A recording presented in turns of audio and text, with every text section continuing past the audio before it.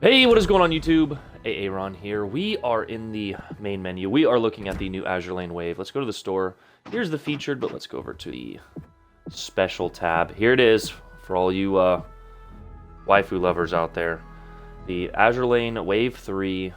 3 ships, 6 commanders, and there's actually 3 pretty decent looking skins. I'm gonna be honest, I turn these off in game. I just don't, I don't know, it's just not my thing, but let's give you guys a little brief first look and talk about this, real quick. I'm not going to go into too much detail, again, just because it's, for me, I have my commander set, and there's not one of these commanders that really sticks out for me, except for the first one there, and this is Azur Lane Littorio? I think I said that correctly. Battleships, time of repair, fire extinguishing, and recovery from flooding, which is a nice base trait perk, but this is not the reason that I'm interested in this commander. It's the reason on the left there in between what I'm scrolling through. No, we're just kidding. It's the dispersion commander we have been asking for a long time.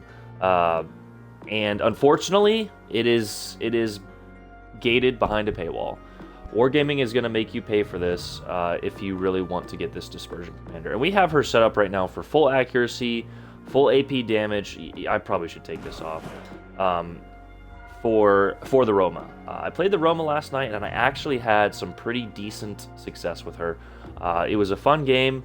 The team played really well, and we were aggressive with it, and it was a fun game in the Roma. The accuracy was actually viable on the Roma, and I know some people are like, well, that's not how you play the Italian battleships, and I know that.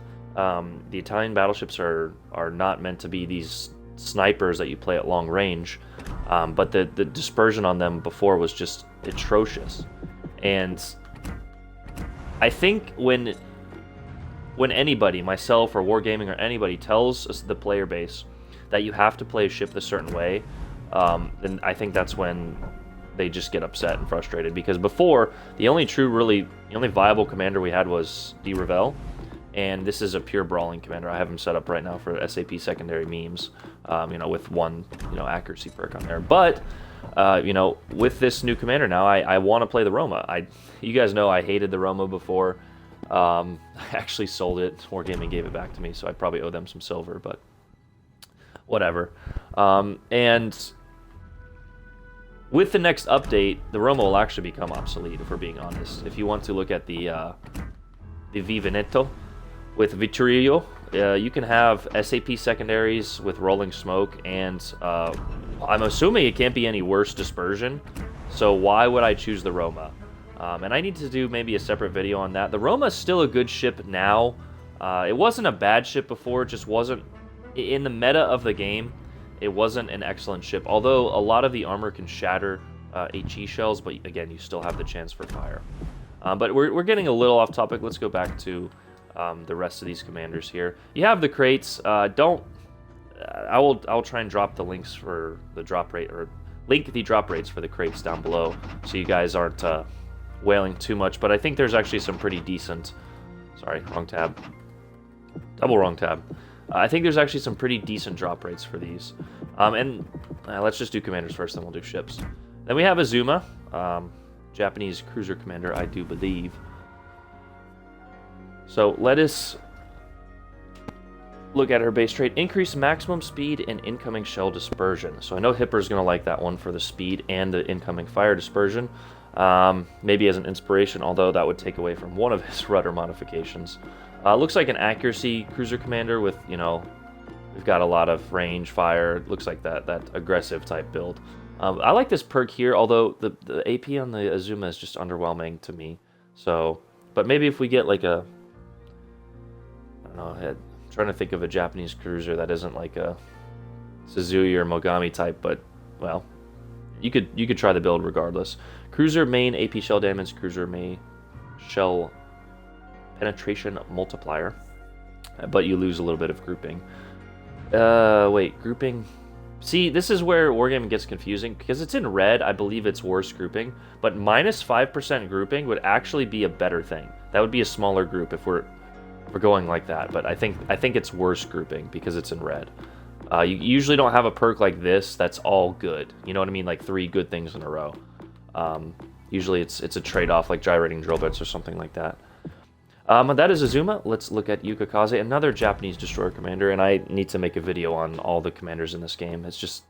It's beginning to get a little overwhelming, especially to a newer player. Imagine looking at like all these commanders and just like, what is this? You know, like what do I do here? But your destroyers average AA damage per second. This might be nice with like a carrier meme build type thing. And there's definitely some useful commanders in this set. But to fully spec out your destroyer for AA without a carrier in your division, like to me that would be such a waste. If you know a carrier is going to be on your team, then this might be helpful to throw in like a Friesland or something. I don't know, but without like a decent AA build or decent AA ship, you know, or rating on your ship, I just think speccing into AA is almost useless. But that's just me. If you guys want to try it out, there she is. And her special perk is Evasive Hunter. It's ship's detectability after sparring, and then incoming firing dispersion. That's kind of useful. Maybe on the Akazuki, this might be a like a meme type build, you know, where it's, you know, because we have all the good perks here: Perceptive, Twist and Track, Observant Rage. You know, perks for a gunboat. Evil Sparks, which I don't even think is still viable, or I don't think it was ever viable. And then we have Evora. She's kind of cute, you know, if you're into that sort of thing. I mean, wouldn't mind coming home to her if she were real. Yeah. I mean, I don't know why this isn't a game. I'm not complaining, but yeah. All right, and we have Russian cruiser commander with your basic perks here. And the only other, well, her main, sorry, let's go to her main base straight shell type switch time. Might be useful. Be Delightful and Kuznetsov are not coming off of. Actually, this would be absolutely useless for Stalingrad. So, I don't know why, but there it is. Hammering Strikes, cruiser main AP shell damage, main HE shell damage with another decrease in grouping.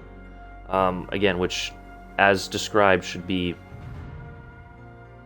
better grouping, but I think it's minus, so I think it's additional grouping. I don't know. I'll have to double check with Wargaming on that one. And then we have our perks here.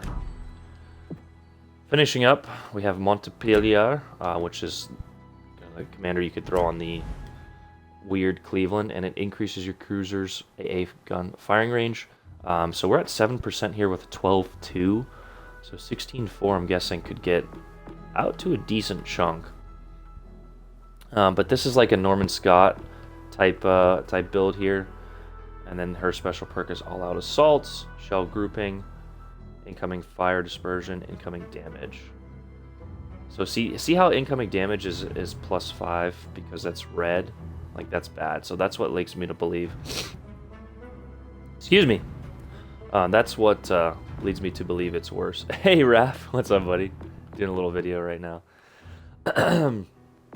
That's what leads me to believe the grouping is worse. And then the final commander of this set, which is, to me, is her base rate is beyond useless, is, unless I'm reading it wrong, is Shokaku. Aircraft carrier's maximum speed. For 50% of the game, in most games, you're not even moving your carrier. Maybe this will help the people backing it up to them back, which then they don't understand there's an autopilot. So, yeah, but then you have all your basic perks here, and I don't even play carriers enough to know which one is different. Is it this one? This one looks different to me. I don't know. If you're a carrier main, you can tell me which one's different in this class. I truly just, I don't know. That one is a humongous waste to me. But let's go ahead and go over the ships. The first one is the AL Evora. I think it's the...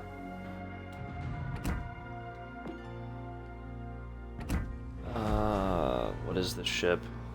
Somebody, I don't know. Somebody knows the ship. Is it the... Aurora? We have it in our port. Let's look.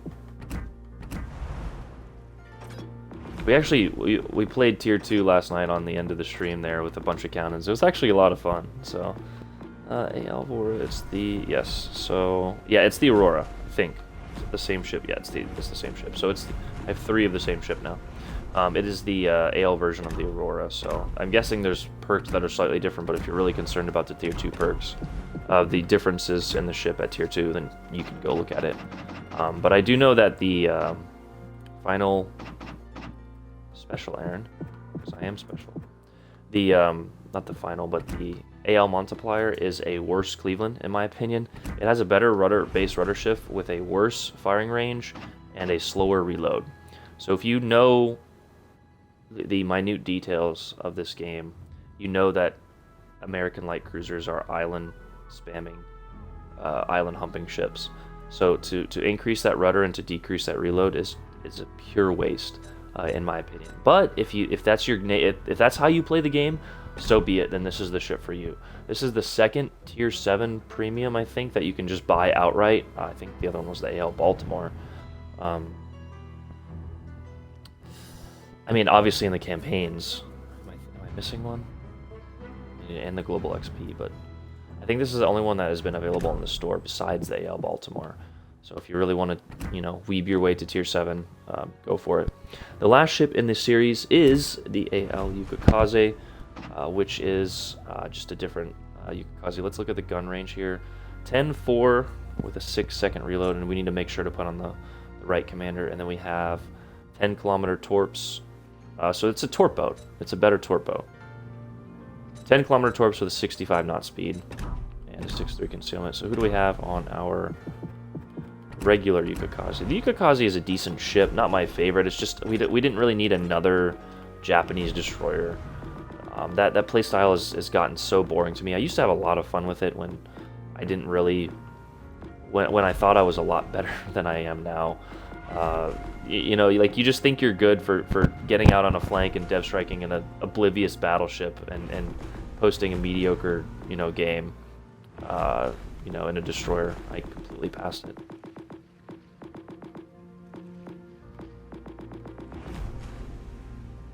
Where are you? Okay, so we have Razeo Tanaka on here. So let's put Tanaka on here as well, and then check.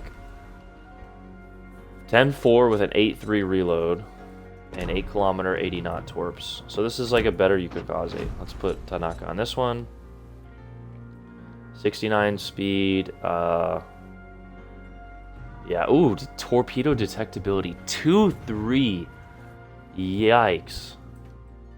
Yikes. That's a big oof. Maximum damage 22,000. 22,000. Yeah, torpedo detectability.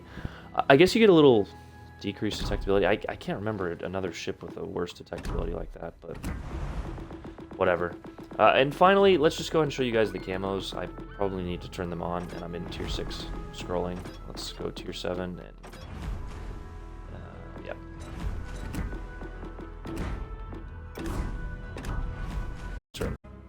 Oops.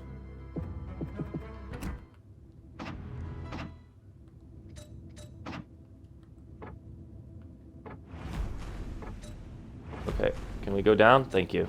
There's a delay. Oh, that bugs me. That bugs me so much.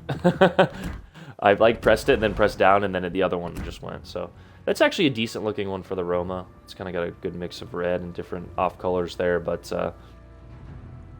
yeah, if that's your kind of thing, then go ahead and spend an obnoxious amount of money on that. Yeah, I don't tell people how to spend their money. I also want to give them the correct and decent information as well as sprinkled in my opinion. What was the last one? Shokaku and the Azuma. So yeah, we're good with the. I have two. The Great Gorgon. Oof. It's kind of cool. Got the planes on the front there. That's not terrible. That's not the worst I've seen.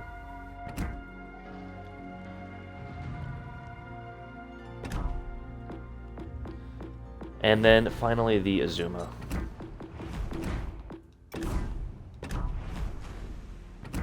Okay, I mean that's again not terrible. It's just like so the reason I turn these off is like if I'm shooting at this ship, those flowers and like I don't know.